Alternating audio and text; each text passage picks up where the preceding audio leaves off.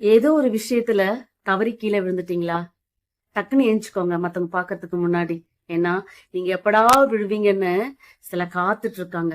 அவங்க பார்த்தாங்கன்னா அவங்க சும்மா இருக்க மாட்டாங்க. 4 பேர்கிட்ட சொல்லி கேலி கிண்டல் பண்ணி உங்களை அவமானப்படுத்துவாங்க.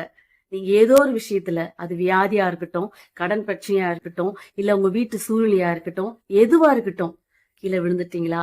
பயப்படாம தைரியமா உடனே எந்திரிச்சு மேல பறக்க ஆரம்பிங்க.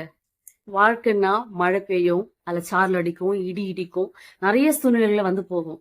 கீழே விழுந்தாலும் நம்ம தைரியமா எந்திரிச்சு நம்ம நெக்ஸ்ட் என்ன பண்றத பாருங்க.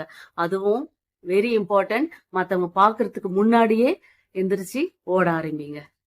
நீங்க விழுந்து போன காரியம் எதுவா இருக்கட்டும் மத்தவங்களுக்கு தெரியணும்னு அவசியம் கிடையாது. மத்தவங்க கிட்ட ஷேர் பண்ணாதீங்க. ஏன்னா அவங்க 1000 பேர்கிட்ட சொல்லி உங்களை அசிங்கப்படுத்துவாங்களே தவிர அதனால ஒரு சொல்யூஷனும் அவங்க தரமாட்டாங்க, ஒரு யூஸும் கிடையாது. அதனால நீங்க உங்களுடைய பிரச்சனைக்கு என்ன சொல்யூஷன்றத நீங்க தான் பார்க்கணும். நான் சொல்றது கரெக்ட் தானே?